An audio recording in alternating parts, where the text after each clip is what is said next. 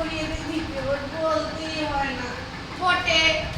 তাহলে আজকে একবার পরীক্ষা হোক। আপনি আমার তো বিশেষ আপত্তি নেই মশাই। কাল কালাচাঁদ মাস্টার আমাকে এমন মার মেরেছে, আজ পর্যন্ত চলছে। আজ আমি বেটাকে তাড়িয়ে ছাড়া। বসুন বসুন মাস্টার মশাই। কি মধু, মাস্টার মশাইয়ের পুরনো পড়াগুলো তো সব মনে আছে তো? হ্যাঁ, মাস্টার মশাই যা করিয়েছে তার সব মনে আছে। তবে বলতো উদ্ভিদ কাকে বলে? উদ্ভিদ? যা মাটি থেকে বেরোয়। বাহ, তার একটি উদাহরণ দে তো। কেঁচু। কি? আরে বসুন বসুন মাস্টার মশাই, এখন কিছু বলবেন না।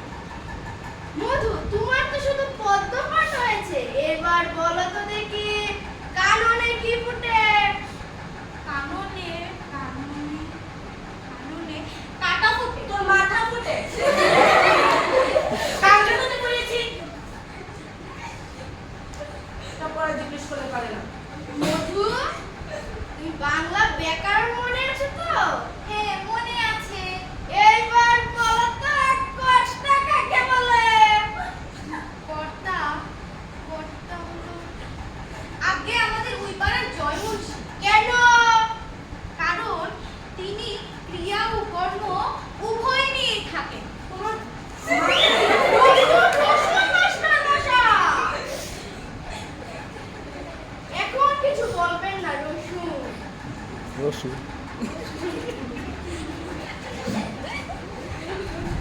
মধু,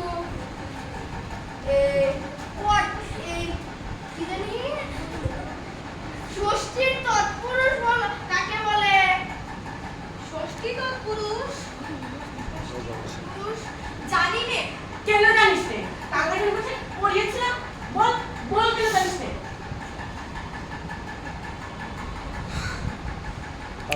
কালাচাঁদ বাবু, এটা আপনার ভ্রম।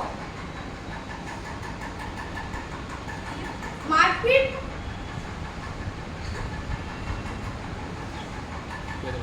মারপিট তো মারপিট করাটা অনেক অল্প কাজই হয় মশাই। অল্প কাজই হয় মনে। বুঝলেন তো? কথায় আছে গাধাকে পেটালে ঘোড়া হয় না, কিন্তু অনেক সময় ঘোড়াকে পেটালে গাধা হয়। বুঝলেন মশাই? অধিকাংশ ছেলেরাই শিখতে চায়, কিন্তু অধিকাংশ মাস্টার মশাই তা পেরে উঠে না। শেষে ছেলেটি মার খেয়ে মরল।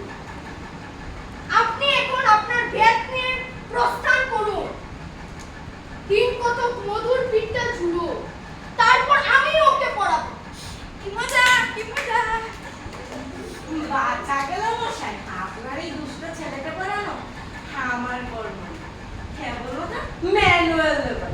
একটা ছেলেকে পড়িয়ে মাসের সময় তো 5টি টাকা পাই, তার থেকে মাটি কোপালে 10টি টাকাও হয়, বুঝলেন মশাই? নমস্কার।